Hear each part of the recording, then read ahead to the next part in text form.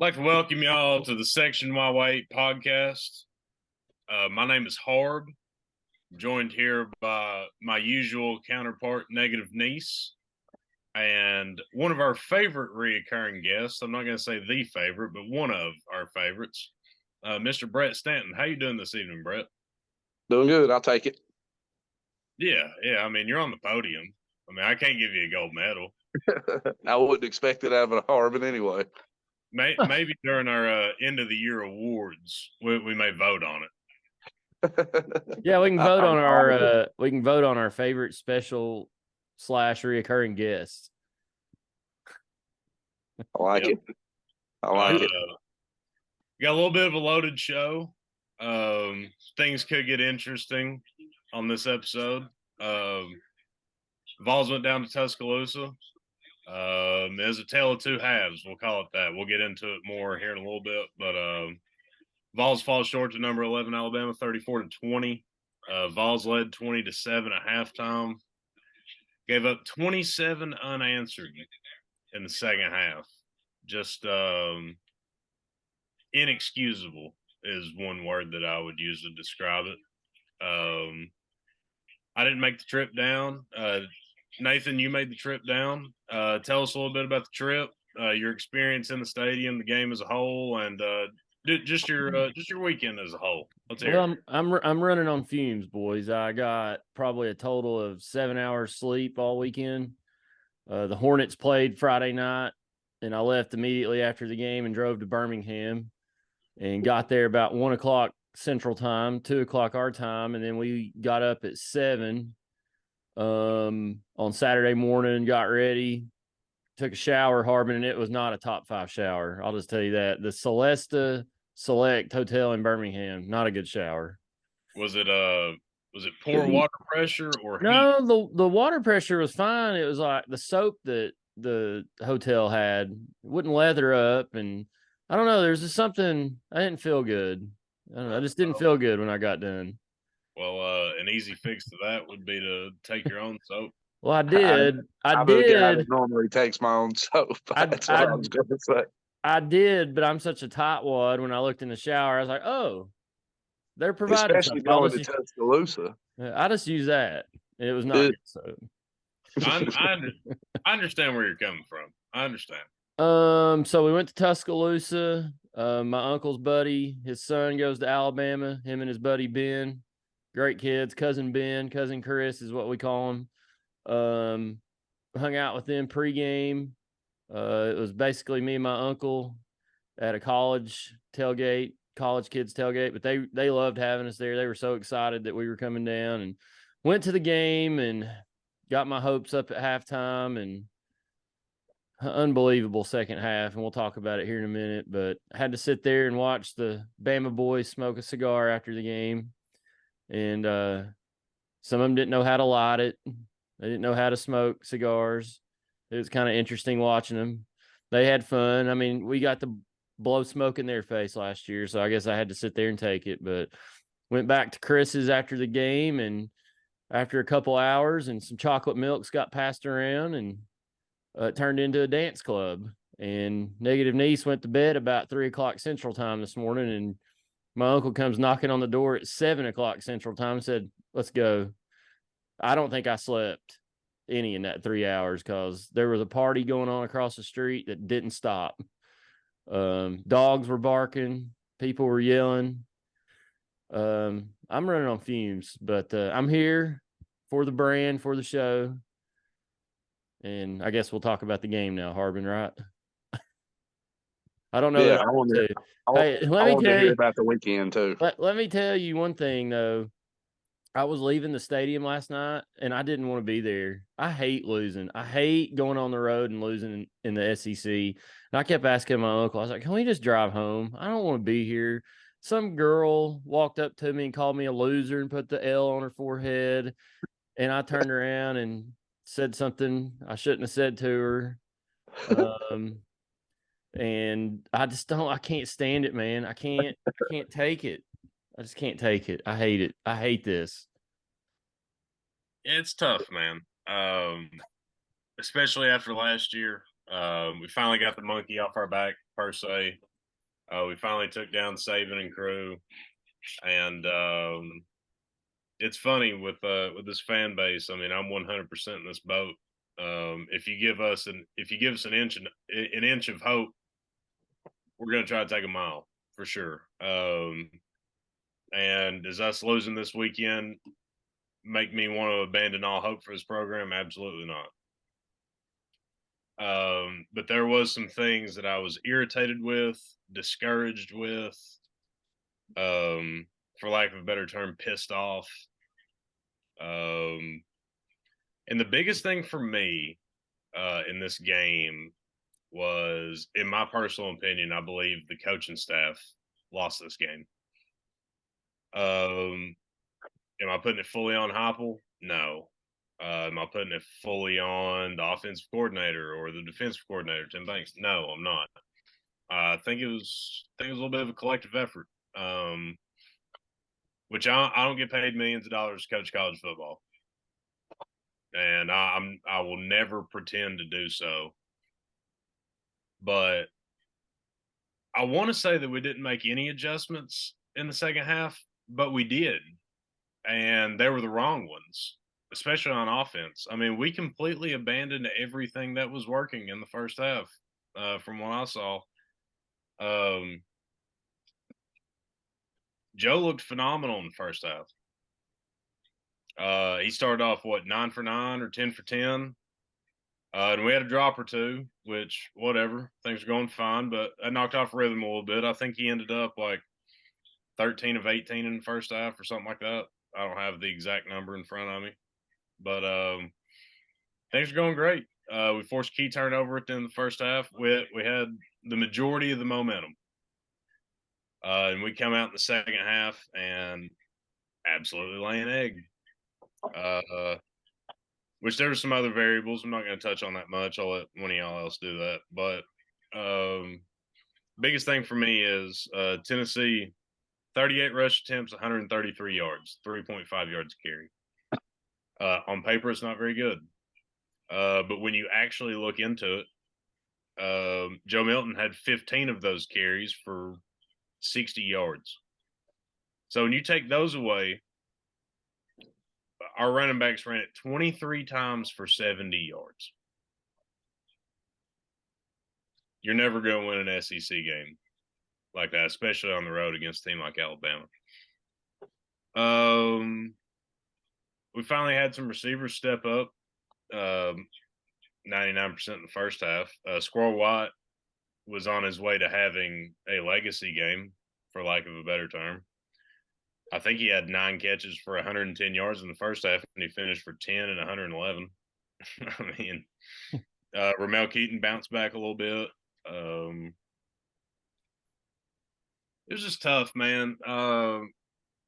We played conservative in the third quarter, and that's what cost us. It felt like this coaching staff thought that 20 points was enough to get it done, or if we got 3 or 7 more, that was enough. That's how it felt. We come out first possession of the third quarter, if my memory serves me right, and run it three straight times up the gut, punt. Alabama throws a deep ball. They get a field goal. All of a sudden, it's 20-17, and everybody's rectums got a little tighter. Yeah, it's just Nease, I'm frustrated. I feel you, man. I'm frustrated. I don't want to bash anybody because the season's not lost and we still have a lot of stuff ahead of us. But after 30 minutes, that is a game you have to win. You're up 13 in Tuscaloosa and you get beat by 14.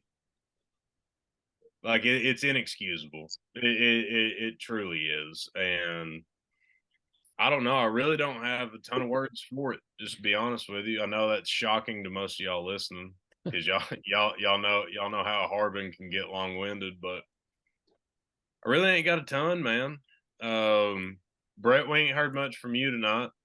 What was some of your thoughts? I'm the same way. I'd like to know what we talked about at halftime, because of whatever it was, I don't think we ever need to talk about that again. Because, I mean, like you said, we go into halftime playing a pretty clean half. Even up what we were up, we should have been up by more. We kicked 2 field goals there in the first quarter. You'd like to get 7 out of one of those drives at least. I'm a little bit frustrated when you see 11 carries out of Jalen Wright for 22 yards, Jabari Small, 8 carries for 24 yards. I don't know if I'm just the only one seeing it. I mean, maybe I would give Dylan Sampson in a big game, give him 10 to 15 carries. That's one thing that sort of frustrates me. And then, do I remember right? There was a Thornton showing Saturday, but it was on a drop. Yeah, he's not in the box score.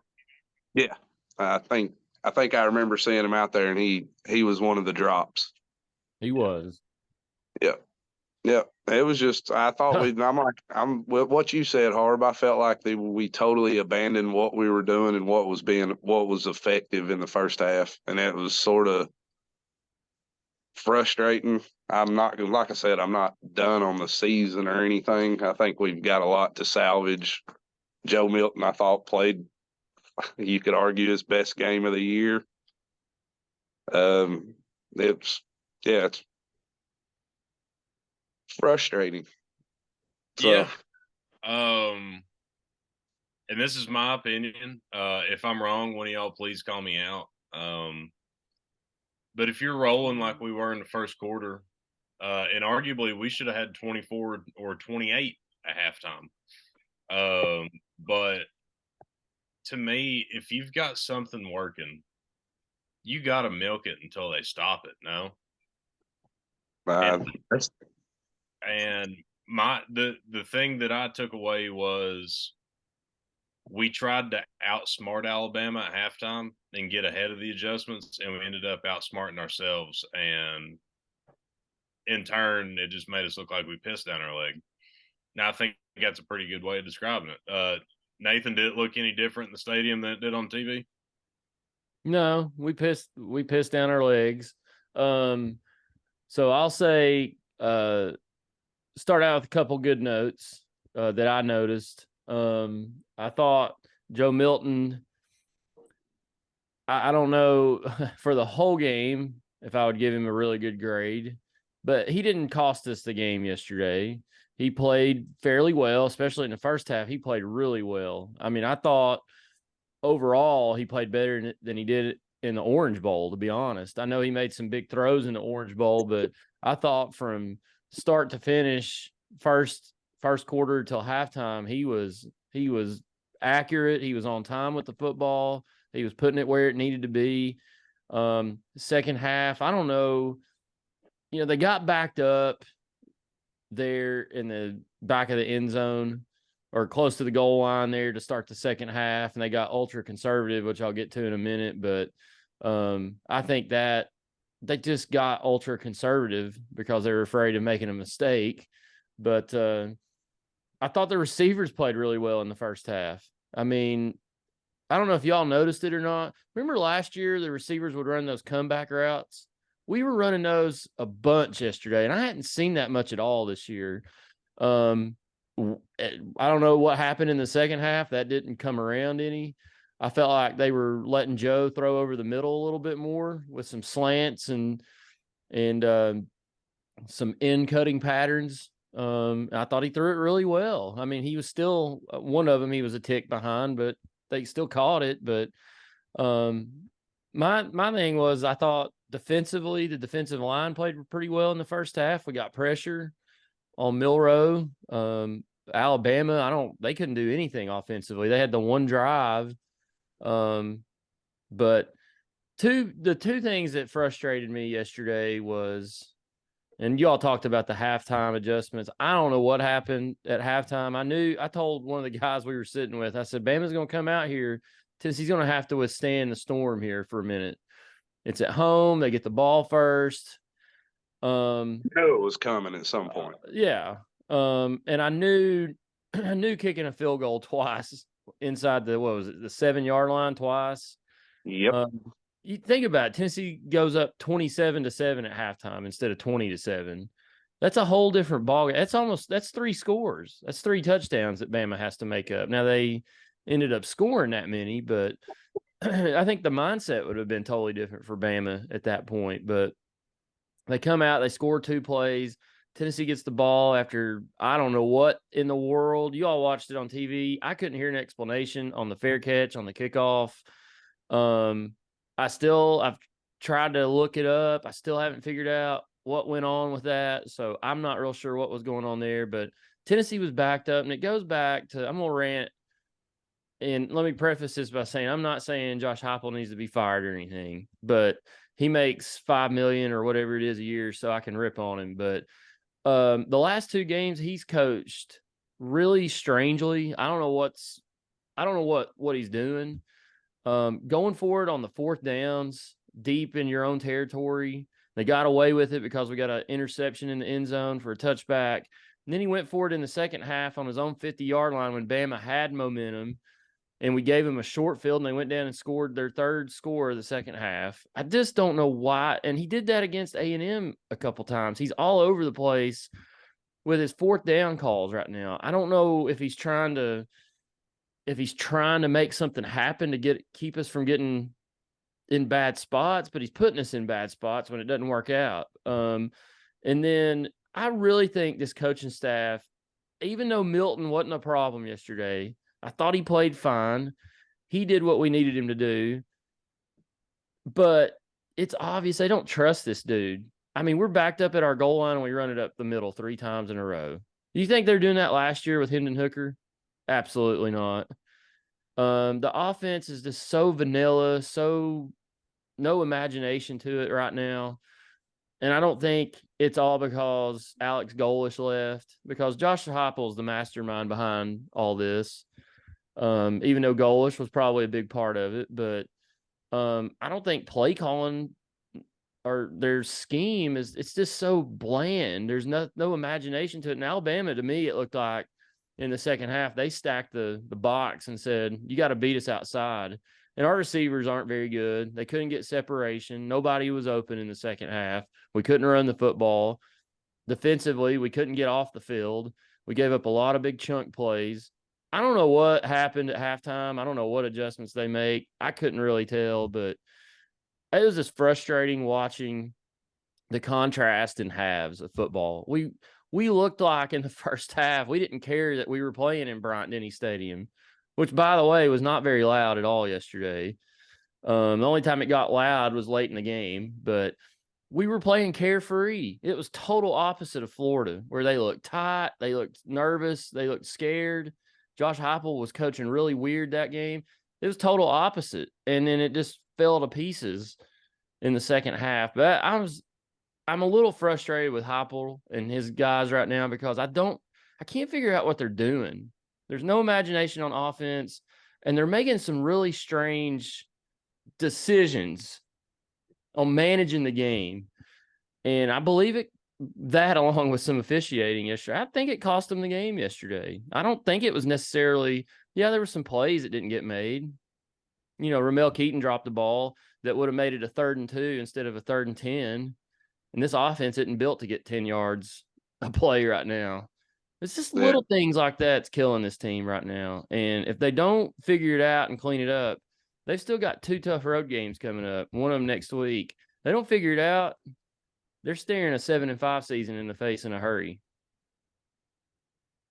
Yeah, I'll agree with you. And I want to hop in there because I was watching the game yesterday over at a buddy's house. And, man, I looked at somebody on that 4th down we went for it. We were on the air side of the 50, I think at like the 44.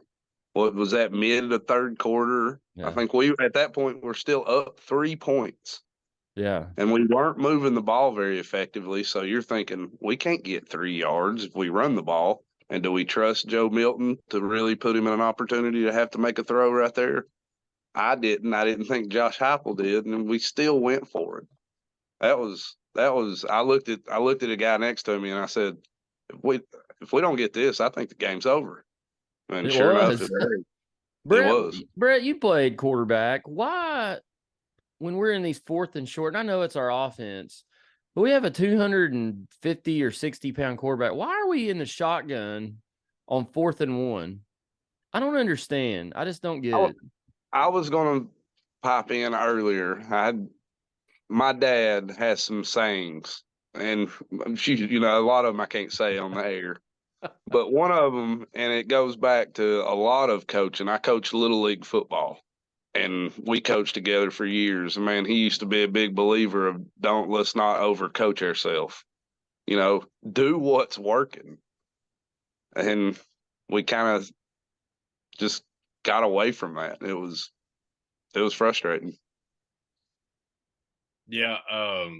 Going back to questionable 4th down calls, I might be in the minority. I don't mind when we go for it on 4th and 1 on our 35 or at the 50 or what have you. When I have a problem with it is when it's 4th and 1 and we're in the shotgun and everybody knows we're running a zone straight up the middle. Yeah. That's where I have a problem with it. If you want to run something creative or maybe a speed option or here's a crazy thought, because this is what people did for 100 years and it worked. I don't know why people quit doing it. Line up your 250-pound quarterback under center and let somebody push his ass across the first down marker. Bingo. Like, I mean, I don't get it. I think you can chalk that up to analytics, and I ain't getting started on analytics. But are we not allowed in the college game to do the tush push? There's no rule against it. No, I think you can. Yeah. I mean, they only do that in the NFL. Everybody's doing it now. Yeah. I'm with you. Joe Milton, you had 15 carries. It's not like you're afraid of letting him run the ball. Let's line up under center. Can he not take a snap? I don't know. I think that's over coaching. That's what I was trying to get to a few minutes ago. I agree. But if you look around college football and you watch other games, almost everybody's doing that. I think that over coaching everywhere. And it used to drive me up a wall because one of the first memories I have of somebody going shotgun on the 1 or like 4th and 1 or something was Butch Jones. And I always get flashbacks to that monstrosity of a tenure he had. And when you have Josh Dobbs and Jalen Hurd and Alvin Kamara, you can maybe get away with it every once in a while. But I just don't understand why you don't line up and let somebody push a grown man 3 feet. It really don't. I don't either, Harb, and I don't necessarily disagree with being in the shotgun, but we all knew in the stadium that they were going to run it up the middle. It was basically a running back dive, and that's what they did on both 4th down plays. I mean, do something. Like you said, I like the quarterback sprint option or roll Milton out, or I don't know, something. If you're going to do that, fake it up the middle, what everybody's thinking, and throw it to the tight end in the flat or somebody, like an easy little throw that's not going to be covered. Like I don't know, man. It's frustrating. Like, I don't know. But the moral of the story is we got too conservative, and that's ultimately what cost us. We were playing not to lose instead of playing to win. We did not follow the JWTDG saying. We were playing to just not lose the damn game. And I'll agree with that. And I don't care if Nick Saban's 92 years old on oxygen in a wheelchair on the sideline, or really anybody for that matter. You just can't play like that in a conference game. It goes back. Let's be honest. I don't know what the deal is over there right now. I got a fly flying around me. This program stinks on the road. It absolutely stinks. Just go back to the last few years. I mean, we've not won at Florida. We've not won at Alabama. We're not winning at Georgia. We lost last year at South Carolina. Like we said, we don't count Vandy. And that was what was so frustrating because I was sitting there at halftime like, all right, maybe they've gotten over this. Maybe they're turning the corner here. They were disciplined. They weren't making mental errors in the first half. They were efficient, like Brett said earlier. But this program absolutely stinks on the road right now. They got punched in the mouth to start the second half, and they didn't know how to react. And it showed a lack of confidence in the offense because they didn't really let Joe try to do anything.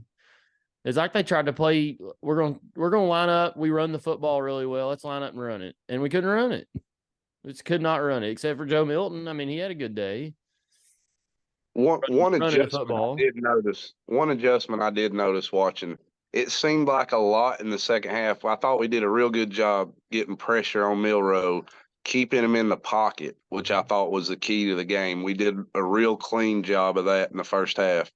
The second half, I felt like they kept a tight end a lot to block. So they had 6, and we didn't. We just kept sending 4, and it seemed like they had all the time they wanted. I will say that Bama fans are not enamored with Jalen Milroe. The one I kept hearing, God, this guy sucks. And even though he did lead them down to some scoring drives, they're still not enamored with him at all. That last sack he took from Joshua Josephs, I thought Josephs was going to decapitate him the way he came around the corner after him. And I think everybody in the stadium saw him coming except Jalen Milroe. And it was the guy next to him. He's like, God, he's blind. He can't see nothing on the field is what he kept saying. But and the guy next to me, I'll say this too. Yeah, they were Bama fans. I'll say this too. He kept saying, I don't know why your coach don't let the quarterback throw it more. He's hot. He's good. And I'm like, they don't trust him, man. I'm telling you. I've been trying to say this all day, and he wouldn't listen to me. I said, they do not trust him. I can tell you right now what they're going to do on the field. And they did. They did exactly what I thought they would do in those situations when they came up. And it ultimately cost them another winnable game on the road at Alabama. Story of my life. I'm 0-5 in Bryant-Denny, Harbin. Well, sucks to suck. Sad. Maybe you should have watched it at Kevin and Chassie's house. Yeah, maybe I should have. It'd have been an easier drive home, I promise. Yeah, a lot quicker. I didn't think I was ever going to get home today. I got stuck in traffic in Chattanooga. I got stuck in traffic in West Knoxville. I was pleased just get me home. I just want to go home. Man, going through Chattanooga anymore is like going through Atlanta. That is awful. It is awful. It's so awful. And it was backed up at the 24-75 or 59-75, 20, whatever that is down there. Yeah, 24, I think it is. All the way through till you get on 75 past Chattanooga. I mean, I was like, I'm never gonna get back to Straw Plains. But yeah. This is going to be the part where I sound semi-insufferable because I can't hold it in any longer. I just want to congratulate Alabama's football program. Very quick turnaround. Going into this game, they were the 3rd most penalized team in the country. I believe number 1 in the SEC. And miraculously, they only had 1 penalty for 5 yards against Tennessee Volunteers. So everybody give it up for the Alabama Crimson Tide. Yeah. Extremely clean game. Just absolute masterclass on clean football. It's just a sign of a great coaching staff, Harbin. I mean, you've got Nick Saban, or as the guy next to me referred to him as God, coaching them. I mean, they're going to clean it up right in time for when we play it. Yeah. I mean, so congratulations. Perfect. I mean, I'm sure the officials were shocked, weren't they, that there weren't any flags to be thrown on that side of the ball. Yeah, there was actually times where the referees went to grab the flag and kept it in, and it was like, wow, that's not a penalty. Let me ask you boys this. On the one penalty that they did get, Harb, I know you watched it on TV. It was a pre-snap center infraction. And if you go back and watch that replay, the center does not, and he does not move the football. He snaps the football, And nobody else moves. which in my opinion, what I've always, a few people blocked, but we were about to sack him, and it's like, oh, they threw the flag so quick. Yeah. It was like, I started blowing the whistle. I don't understand why that play didn't continue. Keep in mind that came after 2 straight Tennessee offsides. Yeah. Yeah. That's not bad. That was their only penalty of the game. And I didn't have to go back and look at any stats to know that. Yeah. Yeah. I didn't realize on that second, because I just didn't see it, but that touchdown pass Milroe threw right at the second play of the second half. I mean, that lineman, the right tackle, had Tyler Barron in a rear naked chokehold. Yeah, I just watched the Sunday night game before we came in here. I may have sent it to y'all. You did. The Miami Dolphins got called for the same thing. And it was not near as egregious as the one in the Tennessee game yesterday. No flag in the Tennessee game. It's just unbelievable. I don't know. It can't be something against Tennessee. It just seems like we're always on the short end of the stick with the officiating, whether it's at home or on the road. I don't get it. I really don't get it. It's sad and unfair. It is. Sad. I agree. And poor James Pierce. Poor James Pierce, man. You look on paper, he didn't have a good game at all. But you go and watch tape, man, there's at least 4 instances where fistful of jersey when he had the corner. And yeah, and we didn't lose this game because of the officiating. I'm going to go fully on record and say that. We lost this game based on that third quarter. That's why. But damn, it'd be nice if we had a call or two go our way every once in a while. And I know I sound like the biggest homer in the world saying that, but hell, man, I watch as much Tennessee football as anybody, and I watch a lot of other college football. This shit feels egregious. And that might sound like an absolute loser. That's fine, whatever. But damn, I mean, what were they averaging? 11 flags coming into that game? So I think 11 flags a game. Yeah, I think if I read it correctly, I think they were 94th in the country and we were like 113th or something in the country in penalties per game or something like that. And I thought we had 8 for 55. Now 8 sounds like a lot, but the 55 yards wasn't much. We get a lot of pre-snap penalties, and I think that's kind of Heupel's MO. We've done that since he's been here. Well, they go so fast, it happens. I mean, what was their stats Saturday? I think I remember seeing it. At one point, we had like 9 penalties, but the yards was only like 55 or something like that. Yeah, we had, I think it was 8 for 55 total. Okay. But yeah, no, we had, I think one killer was we got Bama off the field on a 3rd and 10, and there was a defensive holding, and the side judge in the back crow hopped and threw the flag about 40 yards to make sure everybody in the stadium saw it, that it was. And it was a holding. I mean, but the ball was sailed 10 yards over Burton's head. I was like, why are we holding? Yeah. When's UT going to get one of those calls when sometimes I feel like you just throw the ball deep thinking, okay, I've got a one-on-one situation. My guy's either going to catch it where I throw this, or we're going to get a pass interference. And we never got one of those Saturday. And I felt like Milton put a couple of those out there that one time. Wasn't there one in the end zone where Squirrel White had a hand wrapped around his entire waist? Yes. Yeah. And then somebody was going down the left sideline, and I can't remember who it was, but he had his right arm and couldn't like adjust back to the ball. I think it was had to do this. Caleb, what's his face? He didn't. I can't think of the guy's name. Caleb Webb. That was because that happened right in front of us, and I was standing there with my arms up, like, what are you doing? Like, that's a penalty. Yeah. Yeah, I felt like there was a few obvious ones not called. I mean, that holding when he had him around the neck, I seen that live. And like, I'm sitting there watching it with Bo Keck. I'm like, look at him, like, oh my God.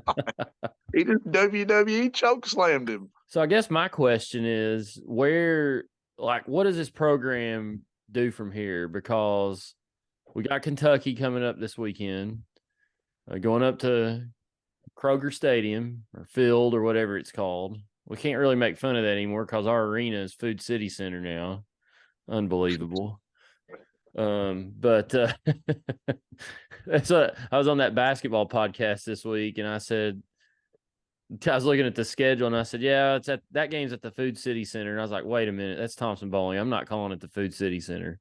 But yeah, we've got 2 tough road games left, at Kentucky, at Missouri. I know we've had a lot of success at Kentucky and Missouri, or a little bit of success at Missouri over the years, but this team, I don't trust them on the road. Will they come out and play like they did in the first half at Alabama, or will they come out and play like the second half at Alabama? But this season's kind of at a crossroads, in my opinion, and you can tell me if I'm wrong, Brett or Harb, but they can't let this game this past Saturday affect what comes up this week, because if they do, they're going to lose, and they're going to lose at Missouri, and they're staring 7-5 right in the face, which say what you will, 10 years ago, we would be okay with a 7-5 season. It's not a losing season. It's not 5-7. We're not going to go 5-7. If we do, something is really wrong. But I see a lot of chatter that Heupel and staff need to put in Nico, because if you look at it, the goals of the season are pretty much gone. There's no SEC title picture anymore. It probably wasn't there anyways after the loss at Florida, but now it's really gone. But there's still a lot to play for this season. You can still go, technically, 10-2 still on the table. Probably more likely a 9-3 or an 8-4 season. But if you're not careful, it's going to be a 7-5 season. And if they can find a way to win at Kentucky, if they can find a way to win at Missouri, if they can beat Vandy and UConn, that's a 9-3 season. That's nothing to scoff at, guys. I think I had us at 9-3, 10-2. I didn't have us losing to Florida, but I don't know. I see a lot of that talk, and I don't know why we should sacrifice this season to build toward next when there's still a lot to play for this year. You can still go to a New Year's Day Bowl. You can still go to the Citrus Bowl or the Outback or whatever it's called now. There's still a lot to play for here, and I'm not on this train of just put Nico in and let's get ready for next year. I want to win games now. Tennessee's got Georgia at home in a few weeks, and we know we've not lost at home in 2+ years. I think Ole Miss was our last loss at home in 21. So we've won a bunch of games at home in a row. And it's not going to be an easy place to play for Georgia. And Georgia's got their flaws just like Alabama did. So there's still a lot to play for. And I don't understand the chatter from a select part of our fan base to bring in Nico. And who knows? I mean, is at Kentucky a good time to bring him in? No. Now, more likely, a good time to bring him in would be UConn. You're at home. You're playing a bad team. But I don't even know why we're having this conversation. I really don't get it. What do you all think? No, I'll agree. I'll agree with you. I'll pop in hard. I'll be real quick. I ain't got a whole lot to say about that. We're 5-2. I'm a big believer you play for what's best to try to win the games you got in front of you right now. I mean, in my opinion, that's the best way to build the program. You put your best players in. I mean, you create a culture where that's what you do at practice, and you hope Nico's eventually going to be better than what Joe Milton's given us, but there's a reason they had him penciled in as their starter to start with. And like I said, we're 5-2. We could end the season 10-2. We beat Georgia. Who knows? I mean, we string 2 halves like we had Saturday, and are we ever going to do that? I don't know. But I think Josh Heupel's done a pretty good job of not having his teams dwell after a big loss so far. I mean, we've had big losses in his tenure so far. Yeah. I mean, last year in South Carolina was one of the worst I can remember. We bounced back from that, finished a respectable season. I mean, we're 5-2. I had us losing to Alabama coming into the year. I didn't have it. I'm like you, Nease. I didn't have us losing to Florida. Yeah. But we've got one more loss than I had us at this point. What do you think, Harb? I think talking about starting Nico the rest of the year is the single effing dumbest thing to ever come out of this fan base, and that is saying so much. I mean, it's blasphemy. Like it's ridiculous. There's 2 points as to why you don't do it. One, the last time we had a highly recruited quarterback that got thrown into a bad situation too early, he turned into dog shit. His name is Jarrett Garantano. You don't want to be a young, good quarterback. Am I saying that Garantano was good to begin with? I don't know. But we do know he was highly ranked and highly recruited, just like Nico is. We don't know if Nico's any good. Well, the only response I keep – yeah, go ahead, Harb. Sorry, I wasn't trying to cut you off. They're good. Obviously, we have a better offensive coaching staff than the regime that had Garantano. Nobody's arguing that. But the other side of it is I think you lose the locker room if you do it. All these guys, especially the upperclassmen that's on the team, your 4 and 5 year guys, they're like, damn, so like my last few games are just throwaway for the future. Like, I think you lose the locker room if you do it. Because I think Joe Milton is, if not the most, he's definitely one of the most respected guys in that locker room. Whether if the fans like him or not, I think his teammates and coaching staff respect the hell out of the guy. I think it's just a very bad and dumb move. And I think I've already wasted enough oxygen on this topic because it's not going to happen. The most we see of him is maybe the entire second half against UConn. I hope so. And potentially, if things go well, the entire second half against Vanderbilt. That's the most you're going to see of him. God forbid an injury happen to Joe. But, yeah, it's so stupid to me. Like Brett said, we're 5-2, man. Should we be 6-1? Yes. Could we be 7-0? Yes. But what? Yeah, exactly.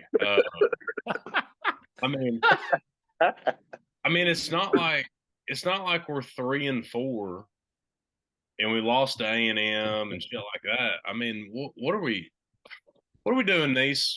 Why are we? I don't know. There's a lot of I follow this account on Twitter, Message Board Geniuses. There's a lot of geniuses out there. And look, I'm not saying that they're necessarily wrong, but I don't understand. I am. Okay, there you go. I don't understand I don't understand scrapping this season for next. Like, what does that? You're throwing away games, like you said. What does that tell? What does that tell the guys that are on the team now that are, seniors? Like, oh, well, this don't matter. They just like, F this, I'm done. But I mean, why sacrifice the momentum this program's built over the last couple years to get ready for next year? And you don't even know if it's going to, what if we played Nico and he absolutely sucks out there? Say they start him at Kentucky this weekend and he goes 9 for 21 for 115 yards and we lose at Kroger Field. What do you think that does for not only the team's confidence, but his? And then what does that say? Yeah, about recruit. The vibe around the program totally changes, where instead you start Joe Milton, you know what you're going to get out of him. He's probably not going to win you the game, but he's not going to lose you the game more than likely, unless he just coughs the football up and throws picks. But what's so wrong with going up to Kentucky and winning 24-13 and going 6-2 and going to UConn, going into the UConn game and going to 7-2, heading into a tough 2-game stretch at Missouri and Georgia? I think it's a bad move to sacrifice this season for a potential of next year. When the coaches have seen Nico, they know what they got in him. Maybe he's not ready. My biggest question to everybody that says, "Oh, we need to give him some game time," that's why he's ready for next year. Guys, do y'all just think that he sits on his hands at practice and they give Milton every single rep? I guess man had a whole spring and summer in practice against our defense with our offense. He practices every single day during the season. He's gotten some playing time in games this year. He's going to get to practice all off season next year. Yeah, you don't think he's going to be ready or as ready as he'll ever be? I mean, you think throwing him in against Kentucky on the road for his very first start is smart? Like, I just think, and I'm guilty of it too sometimes. We all are. But there's a lot of people that just speak before they think. They get irritated about Joe Milton, and that's fine. You know, I mean, I'm a big Joe Milton defender, and I'm going to ride that train until the damn wheels fall off. I've said that 100 times. But, I mean, I say things in the moment when I'm irritated, but saying something that stupid instead of just taking a deep breath and waiting 30 seconds and being like, okay, you know, we're 5-2. This ain't the team last year. We're going to have a half step down. Like, just think before you speak, guys. I didn't think it was that hard, but God almighty, evidently it is. I mean, I'm so sick and effing tired of hearing about it. Let me. I think winning creates a culture where it has to an instant fix, and it's just like you said. We're 5-2. Our goals are that everybody wants SEC East championship, make it to the SEC championship. You know, it's not there, probably not there anymore. But there's a lot to play for. I mean, why start Nico on the road in an SEC game against a competent opponent? I mean, I think we go up there and win, but we'll get into that later, I'm sure.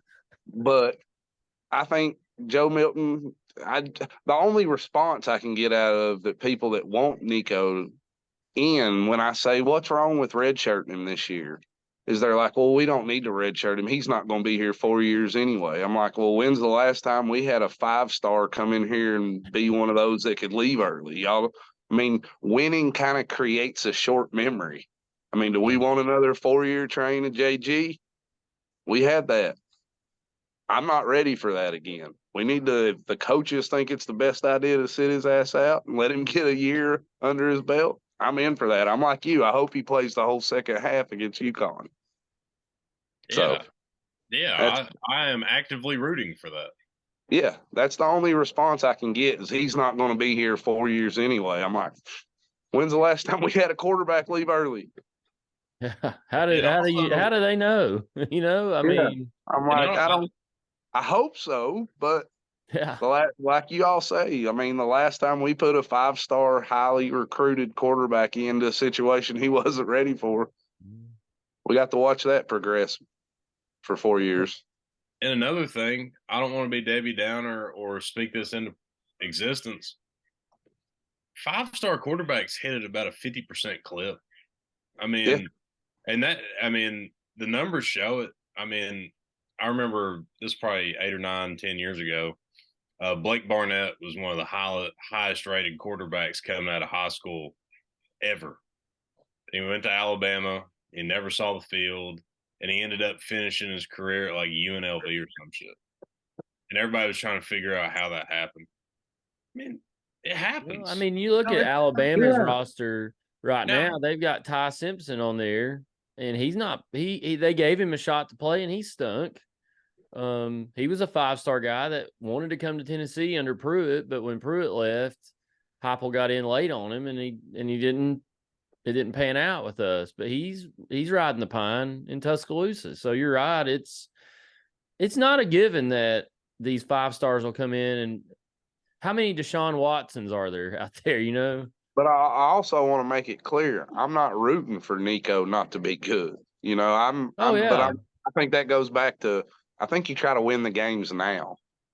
And I think Joe Milton was Yeah. their best option, and I don't think you scrap that going on the road at Kentucky. He is, and we've wasted too much time talking about this. Well, let's dumb move on then, Harbin. I can tell you're agitated with it. Let's move on. Let's look forward to our matchup this weekend.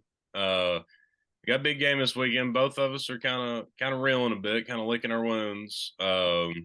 We're 5-2 and 2-2 heading into conference play. I believe Kentucky had a bye week this past week. I believe they are also 5-2. They are in the conference, so identical records. Vols have opened up as a 3.5-point favorite in Kroger Field. Kentucky, What did you say the line was? 3.5 is what I saw. It is. Kentucky is historically, just looking back at years prior, they're in the middle of their October slump that they go in every year after they start off 5-0. So hopefully we extend that slump and make this as traditional year as possible for this, at least for the Battle of the Beer Barrel. I wish they'd bring it back. Yes. Me too. But Brett, what's your expectations, thoughts, concerns, really whatever you want to talk about for this matchup against the Wildcats? I'm eerily confident going into this game. I'm sitting here pulling it up, looking at who they've beaten, and I don't know that they've beaten anybody that's very good, but one of the teams they've beaten beat us. So I don't know how that speaks well for me shitting on their wins. They've lost to, like Harb said, they're in their normal October slump, and I'm Kentucky doesn't necessarily scare me, I guess, the way I would put it. So that's kind of where I stand going into Saturday. Yeah. It is a road SEC game. So, I mean, it's a big game.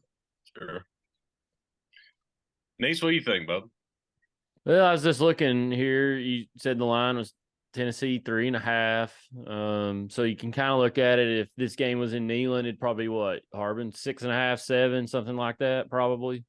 At least I would say 7.5 minimum. I think they would give us the hook above a touchdown if it was in Neyland. I've watched Kentucky play a couple times this year. They're your typical Kentucky team. They want to run the football. They're not very dynamic passing the football. So you look at that, Tennessee, that plays into Tennessee's strengths. They're good up front. They've been pretty decent in the secondary, except for some breakdowns here or there. But I don't. Kentucky doesn't necessarily have anything that scares me, and they've not looked great their previous 2 games against Missouri and Georgia. Everybody thought that Kentucky-Georgia game was going to be this physical, hard-fought, low-scoring game, and Georgia just absolutely boat raced them. You thought we got boat raced in the second half against Bama. Georgia boat raced Kentucky right out of the gates. I think Tennessee wins this game. I think it probably will be a little ugly at times. This series has a history of tight football games with Tennessee coming out on top. Sometimes it's a history of Tennessee falling behind and coming back. I went to a game in 2001 where we were down, I think it was 21-3, 24-3. Casey Clausen and Dante Stallworth, Kelly Washington, Travis Stevens, and those guys just went berserk and led a huge comeback. But this series has a history of that, mostly tight games, back and forth. It's a rivalry game. But I think Tennessee wins. I was looking at the matchup predictor. It's given the Vols a 70.6% chance to win over the Wildcats. So do with that what you will. I think that was about what the Bama prediction was over us this past Saturday. So I don't know. I think the Vols win. I hadn't decided about the line yet on picking against the spread, but I think Vols go up to Kentucky. And I'm saying that I'm tiptoeing here because they've been so bad on the road the last couple years. But I saw signs Saturday that they were kind of getting out of that until the second half. So I'm anxious to see if this team comes out and continues what they did in the first half this weekend. But I think if they do that, they win. If they don't, they're in trouble. I mean, you can't really run away from the fact. I think the key to the game is Kentucky's Kentucky. You got to keep them from being able to establish a run and keep that going. I mean, they had 300. I think I remember looking at their stats against Florida, which they beat them like 33-14. I think it was. They had over 320 rushing yards. I can't remember exactly what it was. I'm looking at their stats as a whole for the season. Total yards per game, Kentucky's at 351.9. Tennessee's at 438.1. I mean, for as bad as Tennessee has looked at times on offense, our numbers are still okay. I mean, 220 yards passing, 217 yards rushing is Tennessee's stats. So that's pretty balanced. Kentucky is 196 passing per game, 155 rushing per game. So there's a huge difference on the offensive side of the ball in total output between these two teams. I'm looking at defensively. Kentucky allows more passing yards per game than Tennessee, 250 to 201 for Tennessee. Rushing yards allowed per game, Kentucky's at 95, Tennessee's at 109. I believe A&M was 84 game, and we rushed for 232. I don't know what Bama was, but yeah, you're right. We can't let Kentucky get into running the football and controlling the clock, and then we get the ball back and go 3 and out. You know, if we do what we did in 21 up there, where they had the ball for 8 minutes every possession and we would score on 2 plays, then it doesn't matter. But I don't see that our offense being built for that right now. Yeah, we're not having the downfield strikes that we got accustomed to seeing a bunch last year, which, like I said, I'll go back to, I think winning, which is what we want to do, creates expectations that become hard to sustain. And the second half was a game that we thought we were in a position where we should be able to win going into halftime. It just didn't happen. And move on. Yep. What do you think, Harb? What's your outlook for the game this Saturday at Kroger Field? I was just kind of mulling over some stats. Prior to the season, I really thought Devin Leary was going to be a difference maker for the Kentucky Wildcats, and he is just not. Yeah, I heard that chatter coming into the season. So through 7 games, Mr. Leary is he has 1,044 passing yards. He's completed 58% of his passes. Wait, hang on. No, I'm completely off. I apologize. Through 7 games, he has 1,377 yards on 54% completion, 14 touchdowns to 7 interceptions. So he likes to give the ball up. Obviously not very accurate. The key to their game, just like always, I mean, it's a Stoops team. They're going to run the ball and they're going to play pretty good defense. That's what Kentucky is. Yep. And their win against Florida, Leary had 69 passing yards, but Davis had 26 carries for 280 yards and 3 touchdowns. That's why they won that game. But you look at the the Missouri game, excuse me. Leary went 14 of 27, 120 yards, 2 touchdowns, 2 picks. And the reason I'm bringing both of these games up, they were not games at Kroger Field against pretty decent opponents. And Davis had 20 carries for 128 yards. So he's going to get his more than likely. If we completely shut him down, it's a bloodbath. That's how I'm looking at it. Do I think we completely shut him down? No. I mean, he's going to get a little bit on us because it seems like this guy's pretty damn good. I haven't watched much Kentucky this year, to be honest with you. But I'll Still be honest. Kentucky. Yeah. Guys, Alabama could have beat us by 70 last week. Kentucky is still Kentucky. I mean, let's not forget that. We've lost to them, what, 3 times in my lifetime? 3 times in your lifetime, Nease? I'm going to think back. Does the COVID season count? I mean, yeah. Okay. Yeah. Let's see. In my lifetime, Tennessee has lost to Kentucky in 84, in 2011, 2017, 2017, 2020. So in my lifetime, of course, 84, I don't remember that because I was 1 year old, but four times in my lifetime that Tennessee has lost to Kentucky. More recently than earlier, but yeah, I mean, can you imagine being from Kentucky, Harbin? Unbelievable. Not particularly. No. So I'm gonna keep it short and sweet. Vols win. Vols bounce back. Is it pretty for 60 minutes? I doubt it. Do we beat them by 30? I doubt it. But I do think we kind of handle them. I'm thinking somewhere, truthfully, I'm thinking somewhere in the 2 touchdown range. I kind of think that this program looks at Kentucky the same way we do like a Vanderbilt.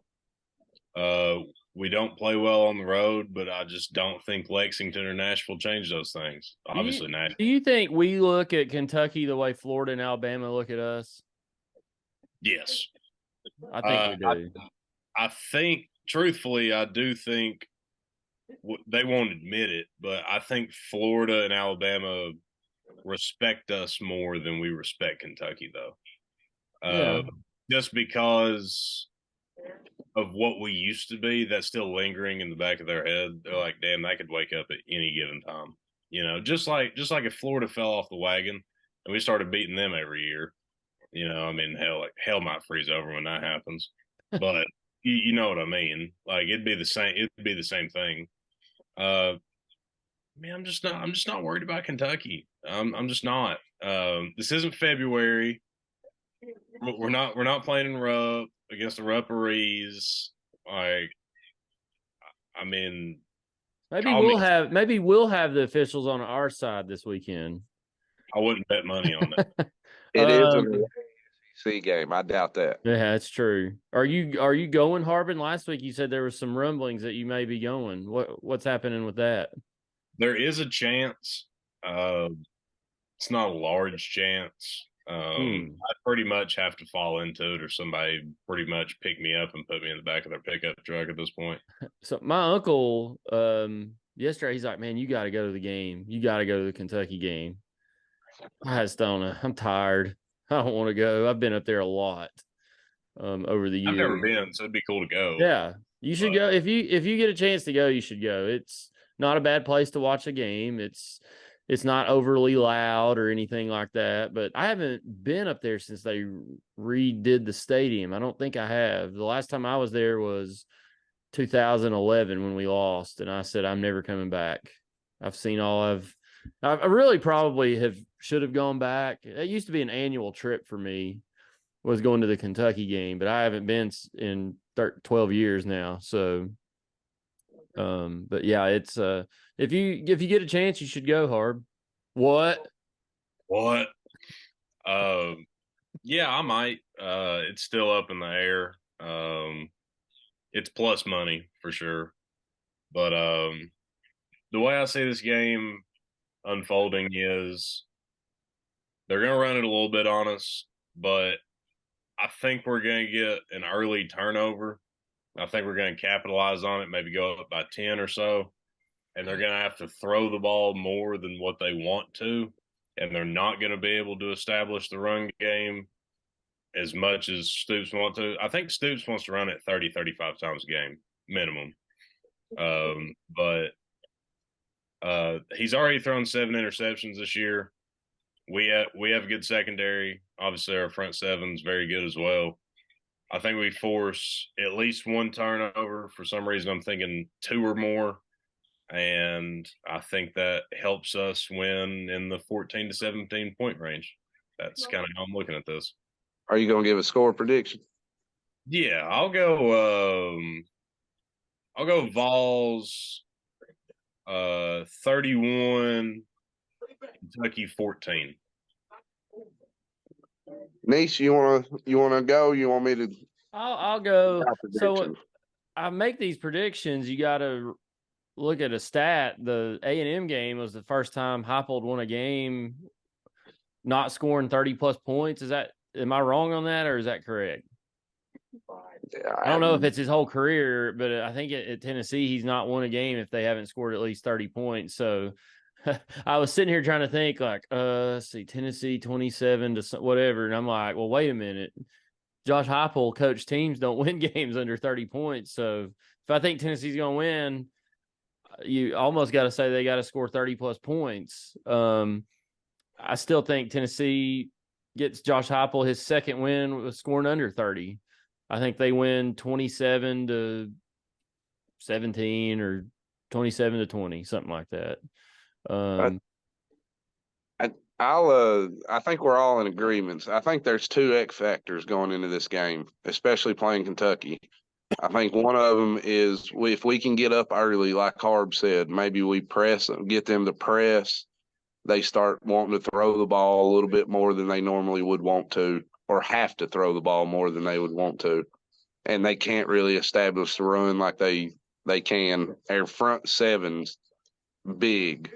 I think that's the other X factor of the game. I mean, if their front seven can establish themselves and keep them from being able to be in 3rd and 2 the whole game, put them in some 3rd and 9s, put them in some 3rd and longs, that'll be important. And I think getting up on Kentucky, getting up on a team that's not pass happy or good at passing the ball is always important. I thought that was important in this past Saturday's game, and we were able to do that. So that's why I felt so good going into halftime. So my prediction of the game, I don't think we get another Heupel win under 30. I think we go down there. I think we win pretty dominantly. They make some plays. We win 37-24. All right. I like it. The Vols get back on track and go 6-2, Harbin. What? And then they're still calling for Nico. What? Yeah. I got another question for you. What? Your name is Nico? What? You play quarterback? What? You're a freshman? What? You're from Kentucky? What? Imagine? What? What? And a couple cheeseburgers. Little cheeseburgers from White Castle? What?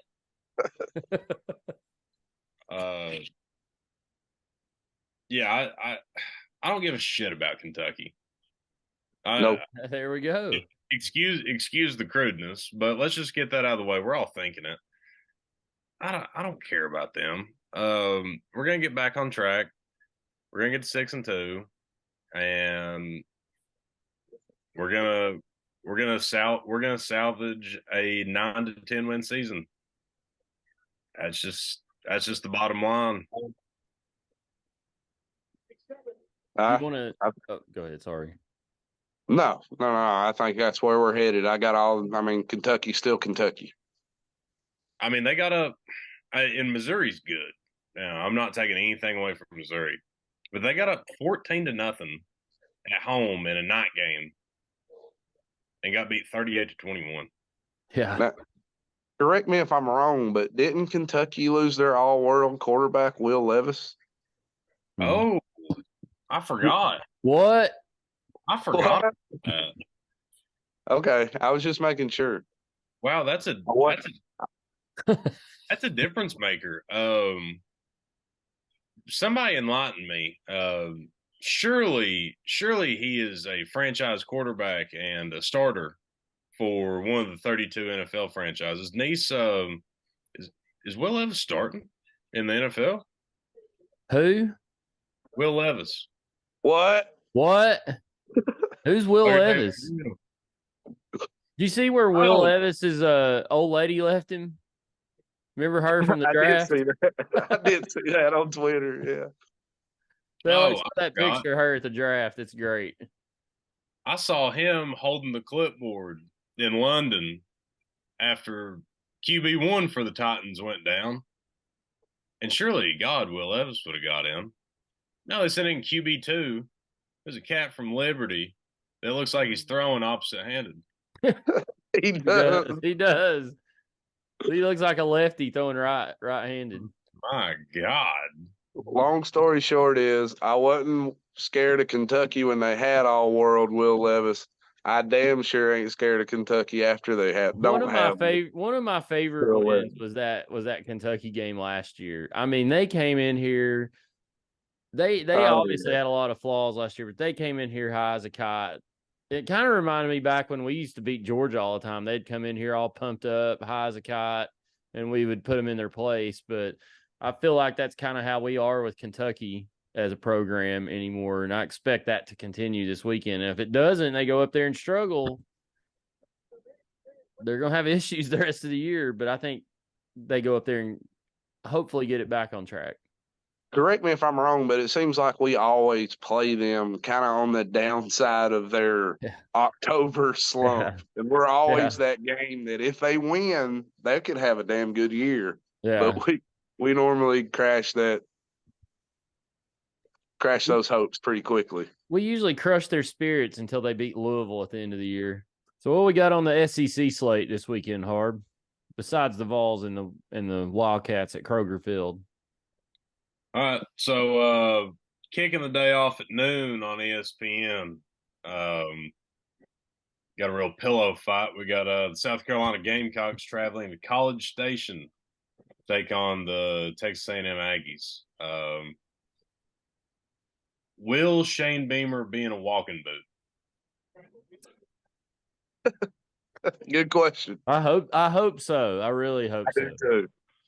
Because I do I too. want to know if he's A, dorky enough to wear one, or two, see if he was lying about breaking his foot. Will is he gonna be like Derek Dooley was when we played at South Carolina that time and he was on that stool and he looked like what's that guy in the wheelchair that couldn't talk that was brilliant? That was the lowest of lows. Yes. Stephen Hawking. Stephen Hawking. He looked like Stephen Hawking sitting on that stool. That was the most embarrassed I've ever been to be a UT fan. Remember when That's up they there with the trash can. remember when they rolled him out of it was at Arkansas and Yeah. they rolled him out of that ramp on a wheelchair. God. God almighty. Fear the pants. I think it was back Yeah. then. Yeah. I want South Carolina to take a big fat L in that game. God, I want Frank Beaver to get on the hot seat quick down there. Not his biggest fan. I'd like to see them go 2-6 as well. Yeah. So after that, this is probably the main event of next Saturday. At 3:30, we have the world's largest outdoor cocktail party. Got Georgia and Florida playing in Jacksonville. Is this the last year in Jacksonville? I don't think so. I think it might be next year's the last year for a few years until they get their stadium redone. I'll have to look I wonder if they'll ever go back with the rescheduling and stuff of the SEC. Yeah, that's a good question. I don't know. And I guess a lot's up in the air. Yeah, I think it's next year. I think you're right on that, Nease.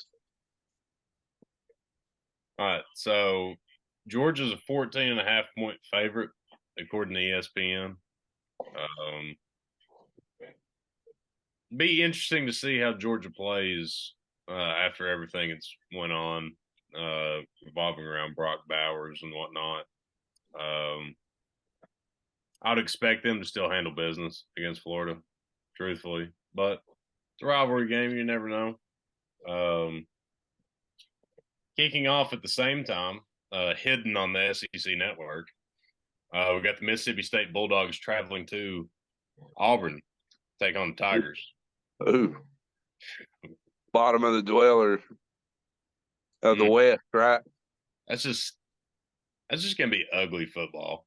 Like it's probably gonna be so ugly that it's worth watching. What about Art? So I took Arkansas -6.5 because they'd been playing these really tight games, and I did too. I thought they would bounce back, and they lost 7-3. Yeah. I mean, what? What?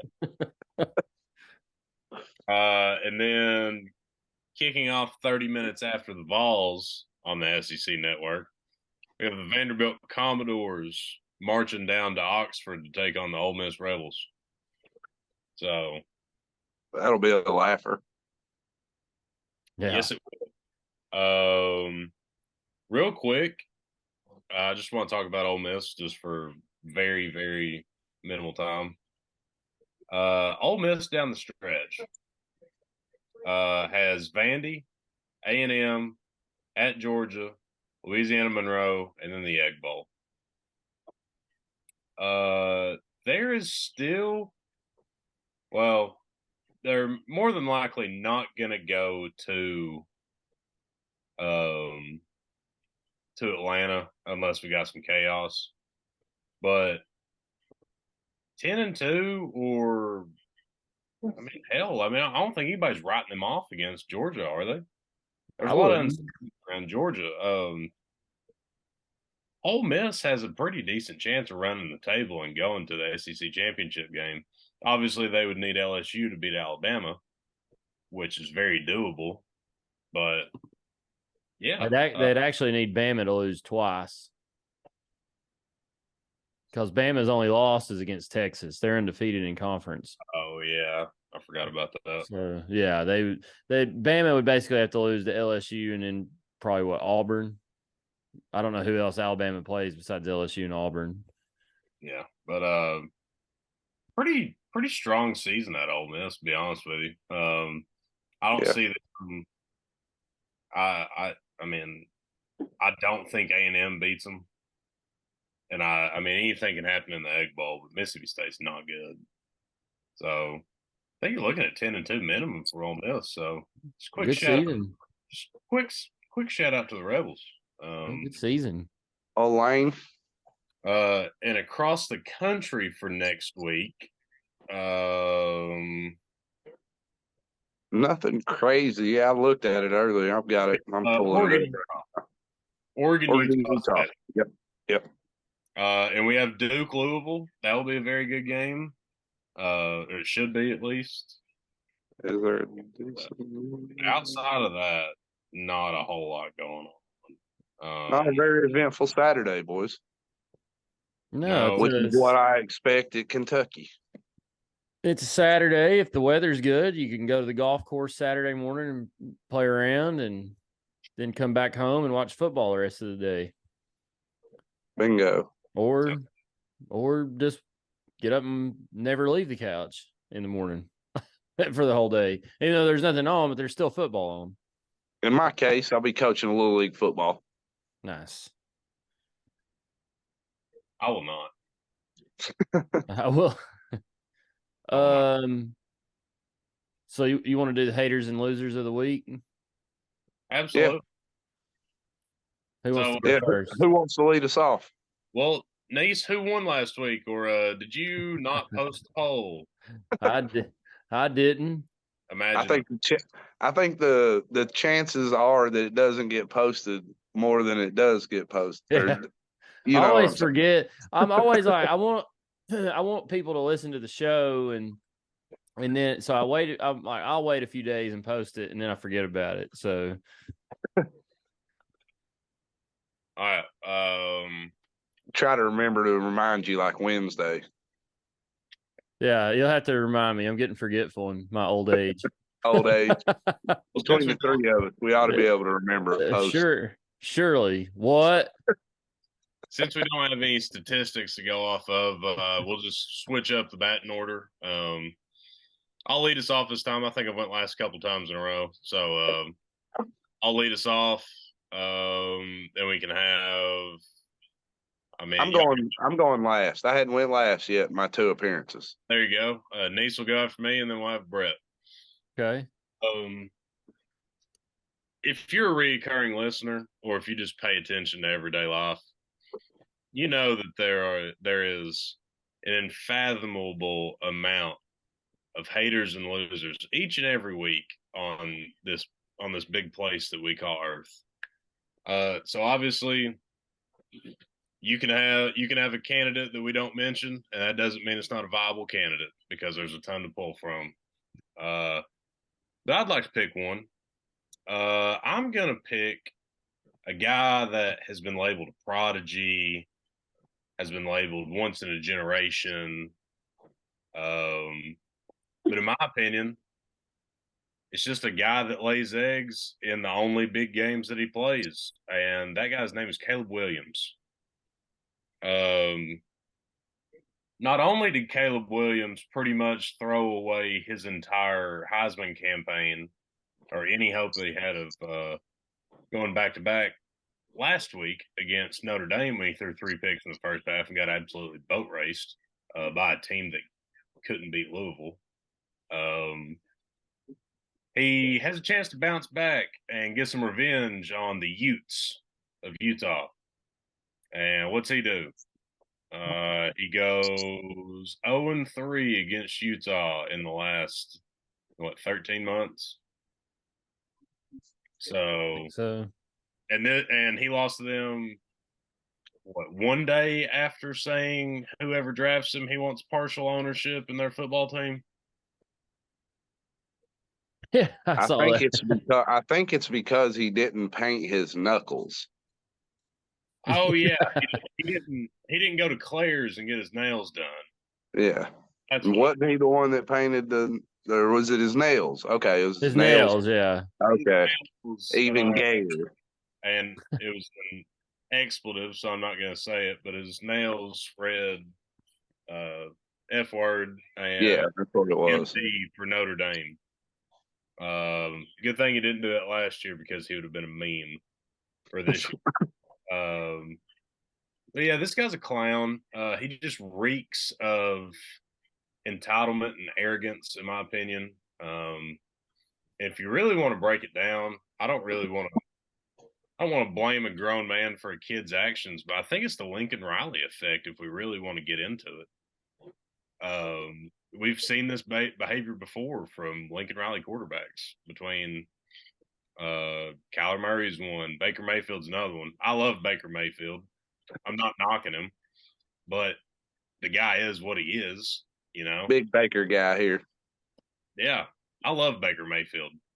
But I mean, you come out and say, first of all, a week and a half ago or 2 weeks ago, him and his father say, well, hell, if we don't like the team that has the number 1 pick, he's going back to school. Okay, that's fine. Whatever. Well, Friday or so, you say, whoever drafts him, we need minority shares in the team because Aaron Rodgers got some in his contract with the Jets. Aaron Rodgers played 20 years and he's probably a top 5 quarterback to ever play. Bud, you need to prove yourself. I mean, you got to beat Utah once to get ownership in a team. My personal opinion. And also now there's a lot of people, and these people might be more of a hater and loser than Caleb Williams. There's a lot of people saying that he should just sit out the rest of the season. I saw that today. He can't win the Heisman. They ain't going to the playoffs. What's our left play for? If he does that, he is the biggest loser in the world, and he needs to be annexed to the CFL. And anybody that thinks that's a good idea is more of a loser. Yeah. Yeah. So for that reason, Caleb Williams proudly is my hater and loser of the week. And I hope to God that we don't have to hear about him much more. I pray to God the California Golden Bears hit them with 3 straight this week. God, that'd make me so happy. I picked Utah. I think the line was 6.5 on our pick sheet this week. I didn't even hesitate. I took Utah. I thought the Prodigy had bounced back. Ain't a prodigy. I know. I should have known better. Yeah. That's why that was sarcasm. All right, Nease. Harbin's the only prodigy I know. Hey, blue chip. Blue chip. In his own mind. Yeah. 5-star. Yeah. What? Hey, well, you know, he said it, so that's at least 2 minds. What? his he thinks he's a prodigy on the golf course, but sources have told me that his golf game is mid. Sources are saying he won't show up. By the way, Harb, did you go to the watch party at the Griffs yesterday? I did. So did they give you any crap about your comments from the podcast last week? they did, actually. I got called out by Chassis roughly 47 seconds after walking. I'm shocked. Yeah, color me shocked. Sure. And by the way, disclaimer, Kevin and Chassis never once said that they wanted Nico to be in for the rest of the year. I think I got a little carried away in my rant and maybe remembered things a little wrong. So you did. So I would like to apologize to Kevin and Chassis. I exaggerated a little bit. Blame the chocolate milks. Yeah. It'll happen. Yeah, I'm gonna blame it. I'm gonna blame it on the Chalky. So apologize to them. But the majority of my rant was true though. But anyway, Nease, let's hear your hater and loser. So I've got I went through my mind today trying to figure out on the drive back from Birmingham or from Tuscaloosa. My uncle dropped me off in Birmingham, and then I hit the road. So I had a lot of time to think about the loss and contemplate why I keep going on the road to watching the Vols play, even though the last time I was in the state of Alabama, we won the SEC baseball title, but had a lot of time to think. Came up with 3, and I've narrowed it down to 1, but I'll list the other 2 that I thought about. One of them was my uncle. He went and bought us some chocolate milks toward the end of the game, which I'm thankful for. Shout out Eric Nease for that. But he brings back Bud Light, Harbin. What? And what? Huh? And the guy, they were out of everything else in the upper deck of Bryant Denny Stadium. And the Alabama guy sitting next to me, who's friends with Chris, who we stayed with, he was like, I don't know about you, but I feel kind of weird drinking these. I'm starting to feel a little funny. But anyway, it's not really a hater or a loser. Just can't believe maybe I'm the hater and loser for drinking it. I just went ahead and went at it. So whatever. My other one was your brother, Brett, and Undy. Landry was down there in Undy, and they kept all week, where are we tailgating at? Where are you going to be at? Hit us up. So when I got down there, I sent him the address. A couple hours go by, no sighting. I call Undy. He said, we're over at the Quad. I'm like, the Quad? What are you, like Will Ferrell in Old School? We're going streaking at the Quad? Like, what's going on here? And then I never heard from him. And then after the game, I'm like, hey, where y'all at? Come over here. No response. I call Undy, and Undy's at they're at Rhythm and Brews, which is an establishment there in Tuscaloosa. And Undy was like, Nease, you got to come over here. They got a mechanical bull. I was like, okay. And apparently that's where all the kids at the place we were at was wanting to go there, but none of them wanted to pay. Apparently the cover charge to get in was a little steep. I tried to tell Undy, I was like, dude, we've got the dang club going on right now. And I was wanting to get weird. I was wanting to get weird with Undy, but he never showed up. So, but they're not my haters and losers. They were close. But my hater and loser this week is our friend Blake Dutton. Blake, he likes to run his mouth. I don't even know what precipitated this comment, but somebody tweeted, it was at Vol Blood, tweeted, crazy how kneeling in alternate uniform stopped being a bad luck charm the moment we hired a good coach. Weird how that works. And Blake tags me in it. And I said, I never disliked checkered kneeling. I'm sick of us not wearing orange and white at home. Blake says, we are sick of you complaining this isn't the 80s, hop on board or get left behind. And I said, who's we? He says, there's a long list of people who are tired of listening to you cry. Well, you know what, Blake? You know what I'm tired of? I'm tired of going on the road and losing to Alabama. I'm tired of going on the road and losing to Florida and Georgia. I went to Alabama yesterday. You know what they didn't do? They didn't wear an alternate uniform. They didn't checker the stadium or stripe it or whatever you want to call it. They wore crimson and white like they always do. It doesn't matter what you wear on the field. It doesn't matter. And I'm sick of it. Wear orange and white at home. I'm tired of losing on the road, Blake. I don't give a rat's rear end about checker kneeling or smoky gray or 70s throwbacks. I just want to JWTDG this thing here. So Blake Dutton's my hater and loser of the week. I thought he was French. He kept saying, we're tired of you. We are. I'm like, what are you, French? What is this we stuff you're talking about? Blake Dutton's an individual. My response to him was the meme of Stone Cold saying, what? Hey, Nease. Yes, sir. If it don't matter what we wear, why are you so pressed about what we wear? Because we shouldn't be worrying about it. We should be worrying about winning the games. I agree. Did you notice we wore black cleats yesterday? I did. That didn't bother me. And the only reason I noticed it, I was like, it kind of was a throwback a little bit to the Philip Fulmer era because they always wore black cleats most of the time. Thought that was kind of cool touch, but I didn't care. I was like, we're wearing all white. I love our white uniforms. I love our orange tops and white pants. Why can't we wear these all the time? I do like the orange pants and the white tops, which I'm pretty sure we'll wear this Saturday against Kentucky. But that's a classic part of our uniform. I'll agree with you. And let me say, I don't mind once a year wearing the either the black or the smoky gray. But I went to 2 home games this year and didn't see the orange tops and the white pants. It was October before we wore our classic uniform at home. October, Harbin. Red what? October. What? Red October. Nease was ready to set a damn rocket off. Whoa. Oh, Lord. Can't be talking about shooting rockets right now, Harbin. Talking about a damn science fair movie.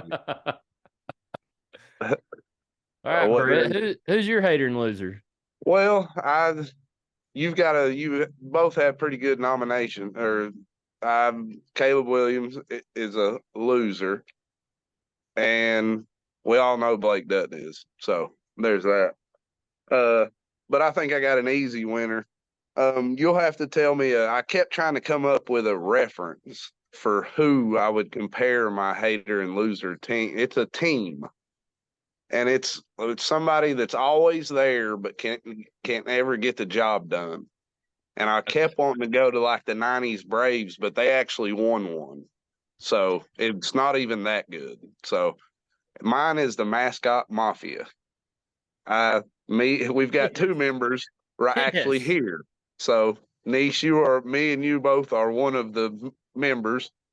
And what have we played? Maybe 6 to 7 years now down there at Caswell? Yeah, something like that, yeah. I think we normally average maybe the 2 seed. We have yet to win a tournament. That's what remember after the game the other night, the umpire came up to us and said we won or we lost in extra innings 14-13 to a good team. And he said that was one of the best games I've been in all year. And I was like, well, why don't we just hang a banner out there in center field? Mascot Mafia played in one of the best games all year. Yeah. We're always there, always make it to at least the quarterfinals. And we've been in multiple finals. Yeah. We've been the team coming out of the loser bracket, Yeah. make it to the if game. We just don't have the gas to get over the line. That second game the other night, we were like Tennessee in the second half, weren't we? Yeah. Yeah, it was unbelievable. It's sad. Unbelievable. It's sad. Y'all sound like the Buffalo Bills. That's a very good, we make it there. We've won the division before. We can't win the tournament. Yeah. Cannot get over the hump. It's unbelievable. And I'm going to make sure this gets posted because I think I've got an easy dub because at least half of the members of the Mafia know they're losers. And major changes are coming before next season. Uh-oh. Will they even hear this? I heard about half of them hashtag unsubscribe to the podcast. That's why they're hater and losers. Yeah, they Part are. of the problem. They are. I don't really want any haters and losers listening to our show anyway. This is a winner show. True. Touche. What? What? Yeah, y'all know I'm bullshitting when I said that. This is adult softball, so not very serious. No, we have fun. Yeah, but I do want to win. Well, I do want to win, but anytime I play anything, I'm trying to win. I'm too competitive not to. I mean, I'm going up to the plate and I'm trying. I think I came up the other night and the bases were loaded and I flew out. I mean, I drove in a run, but I flew out to center field and I'm like, God, Nease, just put it on the ground. Then I got back to the dugout and I'm like, why are you so mad? Like, this is adult softball on a Tuesday night at Caswell. Yeah. Oh, are the Cox in y'all's division? Oh, they folded. Yeah, they've officially folded, I believe. I think they've disbanded. Well, I'm not so sure. Blake Talley may be keeping them together. Uh-oh. He claimed, so we'll see. Interesting. Yeah. It's breaking news in the softball world in Straw Plains. Well, I've got to be honest with you, and I'll keep it short. The Cox should have folded a long time ago just based on those damn jerseys that they wear. Those jerseys that the Knox Cox wear are the ugliest thing I've ever seen in my life. Not to mention that they're orange and blue. Whose dumbass idea was that? Blake Dutton. Hater and loser. Yeah. Good grief. They're atrocious. And it's nothing personal to any of them. They have fun and they like them, so that's fine. Those things are damn hideous. Yeah, Nease, I think we've played 7 years down there as the Mafia, maybe 6, and that's 2 seasons per year, so that's 12 seasons. Yeah, you're right. I think that's right. And I think we've got 4 second place. Yeah, I believe 4 or 5. I believe that's right. Yeah, and then I think we were down. Well, we were in the final 6 this year. Yeah. And there was 19. It was a 19-team tournament, so it was a fairly large field for that tournament. But yeah, we did what we do. Hang a banner, final 6 appearance. Gave it our all. Yeah, we tried. What else you got, Harbin? Is that the end of the show, or? Cowboys were on a bye week this week. Thank God. I'm just saying there's on a bye week. I didn't have anything to wash my mouth out with from. Nease was asking if you had anything important to say. That's like saying Deion Sanders had a bye week. We're not talking about him anymore. Don't you dare compare Colorado football and the Dallas Cowboys ever again. Even you don't believe that comparison. I don't know. I don't think so. I don't think I have any shout outs. Anybody got any shout outs? I don't think I got any. Nobody's important to me this week. No shout outs. It's Kentucky week. It feels like we're going to go to Kentucky and do what we always do. I'm excited. I like night SEC games, so I am excited about that. Yeah. Have y'all ever had one of those Zen pouches? I have not. Yes. I would recommend not trying one. I felt like I'd been clotheslined by JBL when I tried one last night. Okay, that reminds me. Nease sent one of the funniest texts of all time. Oh God, what did I send? What? Oh, What?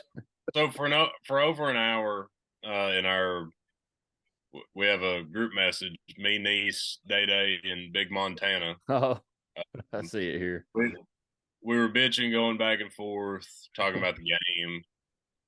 Uh, well, about 30 minutes after,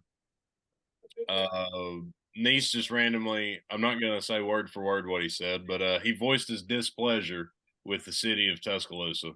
Mhm. That is extremely paraphrasing it. It's 3 words. The first word's 4 letters, and then you can go from there. But 1 hour, What? 1 hour and 18 minutes later, he is at a college party, and at 9:37, he just texts and says, "Boys, Zens are not the play." So They're my not. my man's had him some chocolate Mayfields in him. And he threw him a Leonard Zenard in, and he got I believe he got the spins. I believe that's what I didn't happened. know what they were. The guys had them. I said, "What are those things?" And they're like, "Here, try one." And I was like, "They said they were like the snusses from back in the day." That was like UT's halftime adjustments. What were you thinking? Well, I wasn't. What? What? Well, it was fun though. I mean, Chris and them showed me, like I said, a good time. Shout out to them. They're Bama fans. They're probably not listening. I told somebody there, I can't remember who it was. There was a bunch of people there that I do a podcast, and they just looked at me. Okay. I was giving out koozies down there. I left a couple in their apartment, so I hope they put them to good use. Should have been stuck putting those stickers under like their bench in the stadium and stuff. My uncle put JWTDG stickers all over the deck last night of the condo we were staying at. So I guarantee you those guys will never see them. And they also have this thing there called the trash bush.